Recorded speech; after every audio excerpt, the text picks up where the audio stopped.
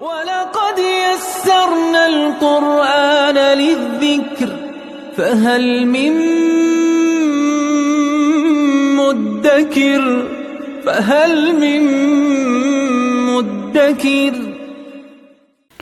اعوذ باللہ من الشیطان الرجیم بسم اللہ الرحمن الرحیم الحمد للہ رب العالمین وصلی اللہ علی سیدنا و نبینا بالقاسم المصطفى محمد وعلى آلہ الطیبین الطاہرین المعصومین اما بعد اعوذ باللہ من الشیطان الرجیم ومن یطع اللہ والرسول فأولئک مع الذین انعم اللہ علیہم من النبیین والصدیقین والشہداء والصالحین وحسن اولئک رفیقا صدق اللہ العلی العظیم۔ پروردگار عالم نے سورہ نساء کی ان آیات میں ختمی مرتبت کی اطاعت پر، ان کی فرمان برداری پر خصوصی توجہ دلائی ہے اسلامی معاشرے کی، اور مختلف انداز میں مختلف آیات میں اس چیز کو، اس حکم کو بدل کے بیان فرمایا۔ اب اس آیت میں، آیت نمبر 69 میں پروردگار عالم نے جو رسول اللہ کی اطاعت کا فائدہ ہے، گزشتہ آیات میں یہ بیان فرمایا کہ آپ رسول اللہ کی اطاعت فرمائیں۔ انبیاء کی جو اطاعت ہوتی ہے وہ اللہ کے اذن سے ہوتی ہے۔ اگر آپ پہ سخت اور شاق گزرتا ہے کوئی حکم، کوئی ان کا فیصلہ، تب بھی آپ کو حق حاصل نہیں ہے کہ آپ ان پہ اعتراض کرتے ہیں، کیونکہ وہ معصوم ہستیاں ہیں، لہٰذا معصوم ہستیوں پہ آپ کو اعتراض کرنے کا حق حاصل نہیں ہے۔ اس آیت میں فرمایا وَمَن يُطِعِ اللَّهَ وَالرَّسُولَ، اور جو شخص اللہ کی اطاعت کرتا ہے اور رسول کی اطاعت کرتا ہے۔ یہ پہلے بھی ہم نے عرض کیا کہ قرآن کریم نے اللہ کی اطاعت کے ساتھ بہت سارے مقامات پر رسول اللہ کی اطاعت کو بیان فرمایا ہے، جوڑا ہے ان دو اطاعتوں کو۔ فقط اللہ کی اطاعت کافی نہیں ہے، اللہ کے ساتھ خدا کے نمائندے، خدا کے رسول کی اطاعت وہ بھی ضروری ہے۔ لہٰذا دونوں اطاعتوں کو ایک ہی لفظ کے ساتھ یہاں پھر بیان فرمایا، جیسے گزشتہ آیات میں تھا اطیعوا اللہ و اطیعوا الرسول، وہاں پہ اللہ کی اطاعت کے لیے الگ لفظ تھا، رسول اللہ کی اطاعت کے لیے الگ لفظ تھا، لیکن یہاں پہ ایک اگلا مرحلہ، ان آیات میں رسول اللہ اور اولی الامر کی اطاعت کو ایک اطاعت قرار دیا تھا، لہٰذا ان دونوں کے لیے ایک اطیعوا استعمال کیا، اللہ کے لیے الگ سے ایک اطیعوا۔ یہاں پہ ایک ہی فعل وَمَن يُطِعِ اللَّهَ وَالرَّسُولَ، یہاں پہ پروردگار عالم نے اس طرح سے نہیں فرمایا وَمَن يُطِعِ اللَّهَ وَيُطِعِ الرَّسُولَ، یعنی پروردگار عالم یہاں پہ یہ ہمیں سمجھانا چاہ رہا ہے اسلامی معاشرے کو کہ اللہ کی اطاعت اور اس کے رسول کی اطاعت یہ ایک اطاعت ہے، کیونکہ رسول خدا کی اطاعت وہ اللہ کی اطاعت کے نتیجے میں ہوتی ہے۔ وہ جب انسان رسول خدا کے سامنے جھکتا ہے اس وجہ سے کہ وہ الہی نمائندے ہیں، لہٰذا یہ دونوں ایک ہی اطاعت ہیں۔ جو شخص اللہ کی اطاعت کرتا ہے، رسول کی اطاعت کرتا ہے، فَأُولَئِكَ مَعَ الَّذِينَ أَنْعَمَ اللَّهُ عَلَيْهِمْ، تو یہ شخص ان افراد کی معیت میں ہوگا جن پہ اللہ نے انعام کیا ہے، یعنی اس فرد کو یہ سعادت حاصل ہوگی کہ یہ جو بلند مرتبہ افراد ہیں، تاریخ کی جو بزرگ ترین ہستیاں ہیں، ان کی معیت میں، ان کی رفاقت میں، ان کی دوستی میں، ان کی معیت میں یہ زندگی گزارے گا۔ یہاں بھی ان کی معیت اس کو نصیب ہوگی اور آخرت میں ان کی معیت اس کو نصیب ہوگی۔ قرآن کریم اس آیت میں یہ نہیں کہنا چاہتا، جیسا کہ بعض مذاہب کی یہ رائے ہے کہ جو اللہ کی اور رسول کی اطاعت کرے وہ ان افراد میں سے ہو جائے گا جن پہ اللہ نے انعام کیا ہے۔ پھر وہ اگلے گروہ کا تذکرہ کرتے ہیں، نبیین، صدیقین، شہداء، صالحین، اور پھر اپنے ان آیات سے اپنے عقائد ثابت کرتے ہیں کہ اس کا مطلب یہ ہے کہ جو اللہ رسول کی اطاعت کرتا ہے وہ خود نبی بن جاتا ہے، تو اس کا مطلب ہے آج بھی نبی بن سکتے ہیں۔ اس طرح سے یہ آیت نہیں کہنا چاہ رہی، آیت نے معیت کا لفظ استعمال کیا ہے۔ ہاں وہ الگ ایک درجہ ہے، جو خود سچے ہوتے ہیں، جو خود شہید ہوتے ہیں، جو خود صالحین ہوتے ہیں، وہ ایک الگ درجہ ہے۔ لیکن بعض آیات میں قرآن کریم نے ان کی معیت پہ توجہ دلائی ہے، جیسے ایک دوسرے مقام پہ فرمایا یا ایھا الذین آمنوا اتقوا اللہ وکونوا مع الصادقین،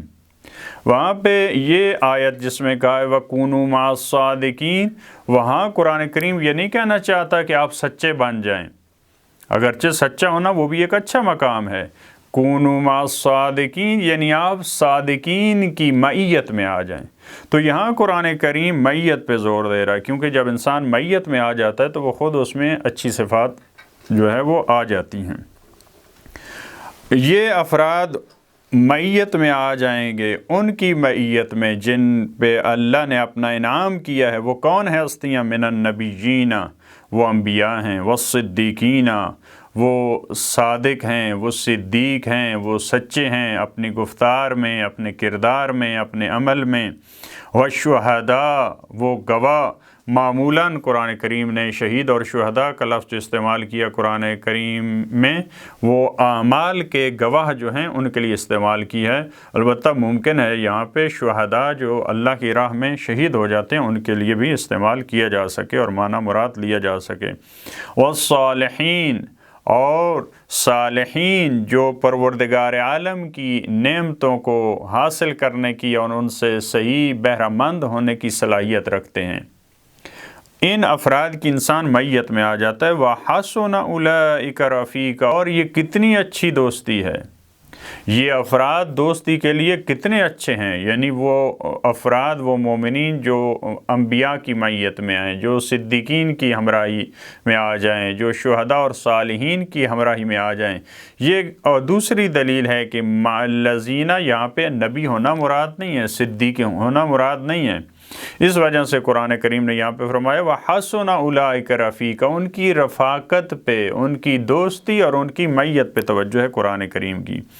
ذَلِكَ الْفَضْلُ مِنَ اللَّهِ، یہ اللہ کا بہت بڑا فضل ہے جو انسان ان ہستیوں کی معیت میں آ جائے۔ یہ الفضل جو کہ ذَلِكَ الْفَضْلُ مِنَ اللَّهِ، یعنی یہ تمام فضائل کا مجموعہ ہے جو انسان ان کی معیت میں آ جاتا ہے۔ وَكَفَى بِاللَّهِ عَلِيمًا، اور علیم ہونے کے لیے اللہ کافی ہے، یعنی جس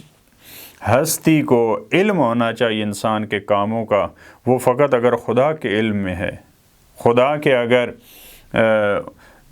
جو انسان کے اعمال ہیں، جو انسان کے افعال ہیں، جو انسان کی اٹھنا بیٹھنا ہے، یہ ساری انسان کی زندگی، اس سے اگر اطلاع ایک شخص کو ہو، وہ ذات باری تعالیٰ، تو انسان کے لیے کافی ہے،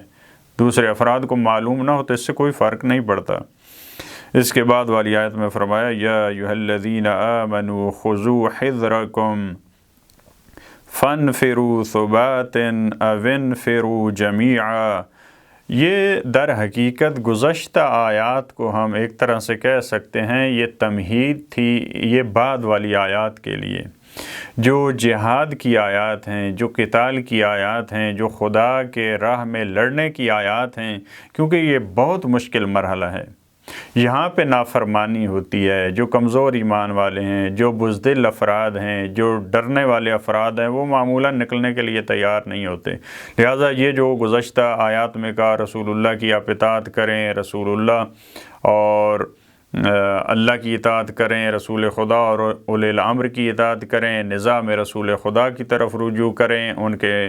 فیصلوں میں اور ان کی رائے میں آپ کو اپنی رائے دینے کا حق حاصل نہیں، یہ سارے امور کس وجہ سے یہ تمہید تھی ان آیات کی جن میں اللہ کے راستے میں لڑنے کا اور نکلنے کا حکم ہے، لہٰذا ان میں سے ایک یہ آیت یا ایھا الذین آمنوا خذوا حذرکم، اے مومنین۔ حذر کہتے ہیں جو انسان کی حفاظت کا سامان ہوتا ہے، چاہے وہ اسلحہ ہو، چاہے وہ ڈھال ہو، چاہے وہ علم ہو، ٹیکنالوجی ہو، کوئی بھی چیز جو مومنین کو محفوظ کر سکے، جو ان کی حفاظت کا سامان فراہم کر سکے، اس کو حذر کہتے ہیں، بچاؤ کا سامان۔ یہاں پہ مومنین کو، البتہ یہاں جو آیات ہیں ان کے لب و لہجے سے معلوم ہے کہ اسلحہ اور سلاح جو کہتے ہیں، تلوار ہے، ڈھال ہے، جو اس وقت کے ہتھیار تھے، آلات تھے دشمن کے مقابلے میں جانے کے لیے، لڑنے کے لیے، وہ مراد ہیں۔ یہ مسلمانوں کو متوجہ کیا اور مومنین کو کہ آپ جب دشمن سے روبرو ہیں، دشمن کے مقابلے میں ہیں، تو آپ اپنا اسلحہ، اپنی تلوار زمین پہ نہ رکھیں۔ خذوا حذرکم، اپنی حفاظت کا سامان آپ اس کو مضبوطی سے تھامیں۔ آج کے دور میں بھی اسی طرح سے ہے، یہ ایک ایسا حکم ہے جو قیامت تک کے لیے ہے۔ آج کے مومنین اور مسلمان معاشرے کو قرآن کریم یہ کہہ رہے ہیں خذوا حذرکم، کفار کے مقابلے میں، آج کے مستکبرین کے مقابلے میں تمہیں اپنی حفاظت کا جو سامان ہے اس کو مہیا کرنا ہے، چاہے وہ جس صورت میں ہو، وہ اگر علم کی صورت میں ہے، ٹیکنالوجی کی صورت میں ہے، وہ اسلحے کی صورت میں ہے، تاکہ آپ اپنی حفاظت کا سامان جو ہے وہ فراہم کر سکیں۔ فَانْفِرُوا ثُبَاتٍ، آپ گروہ گروہ نکلیں۔ فَانْفِرُوا نفر سے ہے نکلنا، کوچ کرنا، ثُبَاتٍ یعنی جماعت در جماعت، گروہ گروہ کی صورت میں آپ نکلیں۔ اَوِنْفِرُوا جَمِيعًا، یا جہاں پہ ایسی صورتحال ہے آپ سب کو اکٹھے ایک ہی مرتبہ نکلنا پڑے، آپ وہاں پہ نکلیں، اور راہ خدا میں جو آپ کو حکم دیا گیا جہاد کا، قتال کا، یا کسی طرح کی راہ خدا میں کوشش کا، اس سے آپ کو پیچھے نہیں رہنا چاہیے۔ پروردگار عالم ہمیں توفیق دے آج بھی ہم قرآن کریم کے ان احکامات کو سمجھیں اور دشمن کے مقابلے میں اپنے آپ کو آمادہ کریں، تیار کریں۔ اسی میں امت کی، مسلمانوں کی، مومنین کی بقا ہے۔ اللہم صلی علی محمد و آل محمد۔